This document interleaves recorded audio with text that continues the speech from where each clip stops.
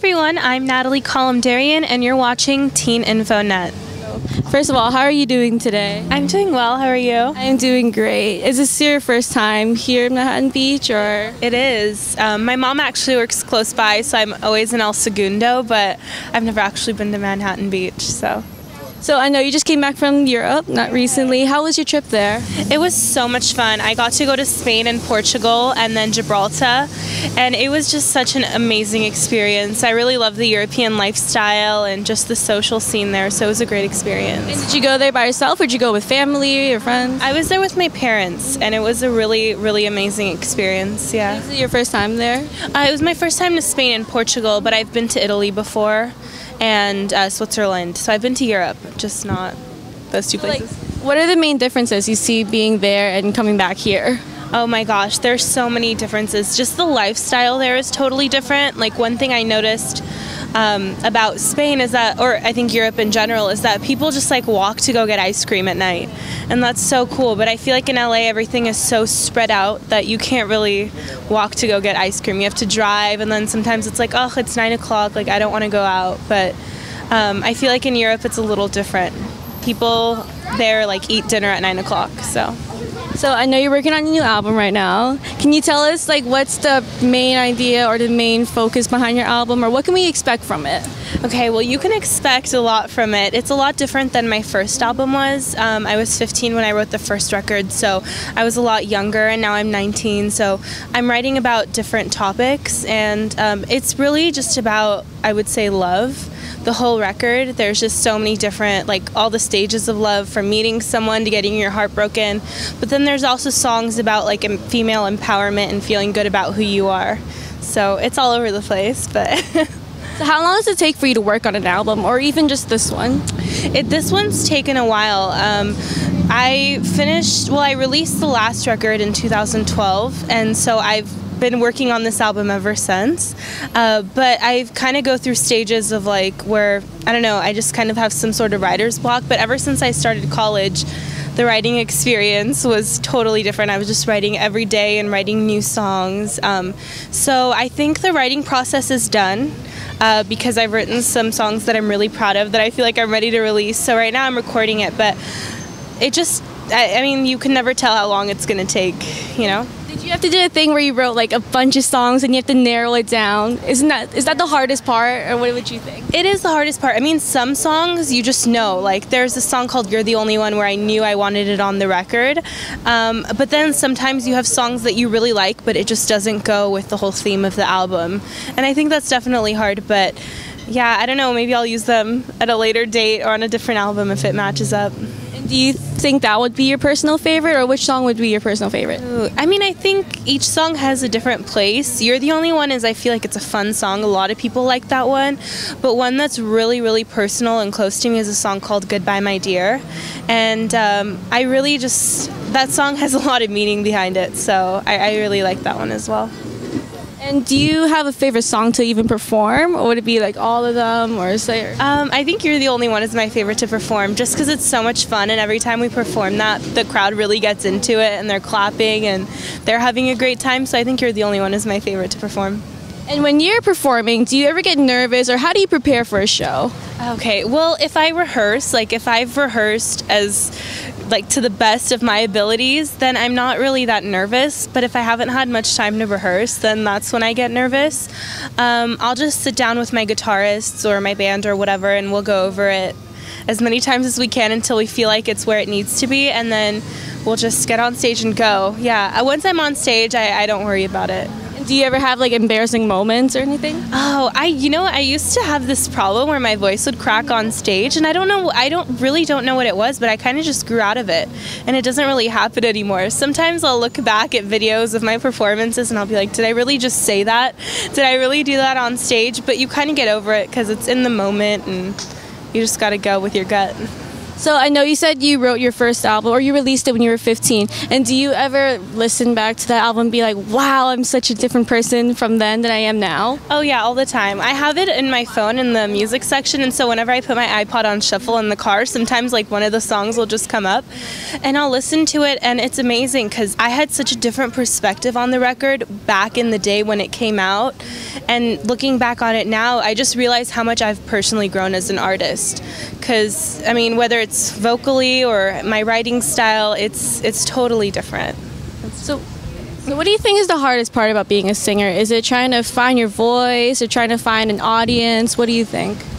I think it's trying to figure out who you want to be as an artist. I know for me, I've always known I wanted to be a singer, but it hasn't been until recently that I've really known what I wanted to say as an artist and what kind of artist I actually wanted to be. So I think that's been the hardest part, but also, you know, finding an audience, like you said, that can relate to your music, that wants to listen to you. I think that's difficult too, but when you know what type of artist you want to be, I feel like an audience will kind of follow after that.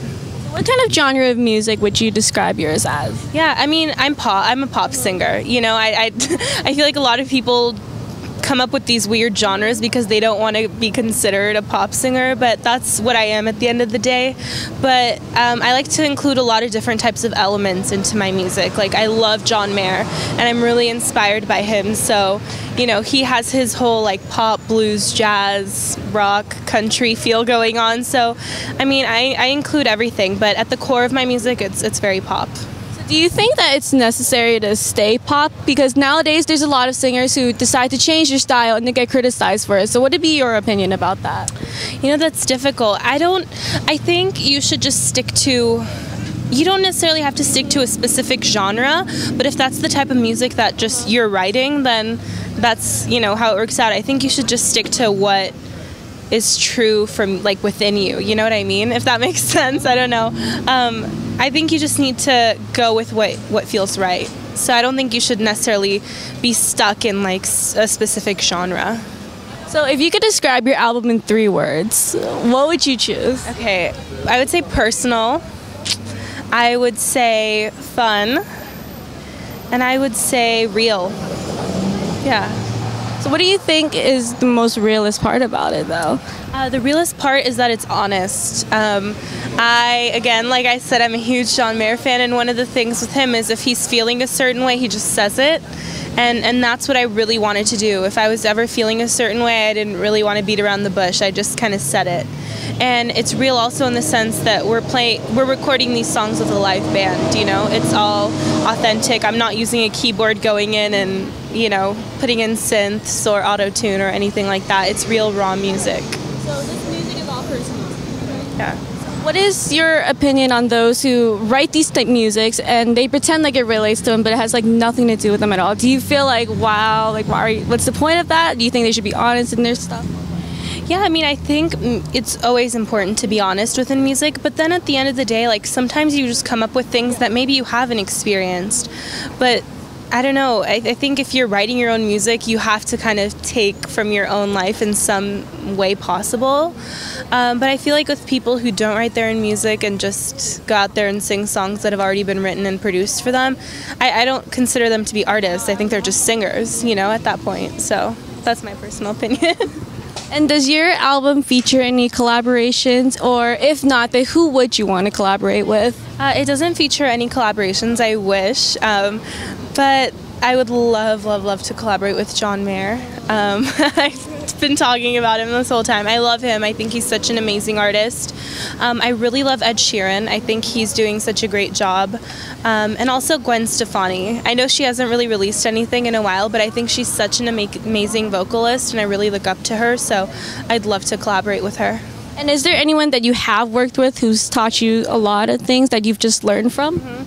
Yeah, well, I actually did a summer session at Berklee College of Music a couple years ago, and I got to meet and work with Livingston Taylor, who's James Taylor's brother, and getting to just speak with him about music was the coolest thing, and I think he really made me realize not who I wanted to be, but how I was going to figure out who I wanted to be as an artist, because he told me to just continue writing, and he said the more you write, the more you'll figure out what you want to say, and the better voice you'll have. So that was really cool getting to work with him and just learning from him. That was really awesome.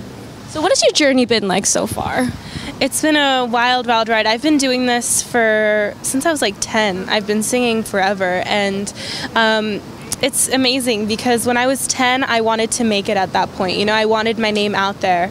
But the older I've gotten, the more I've learned to appreciate like where I am in my career, because I feel like I've learned so much that I wouldn't have known when I was that age.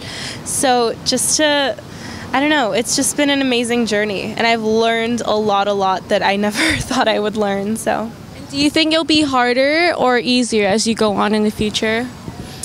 I don't know. I feel like it's a constant thing. I was talking about this with my friend today. Like, I was looking at old pictures, and I found a picture from my freshman year of high school during Halloween, and I'd taken a picture with these guys who were dressed up as the Jonas Brothers.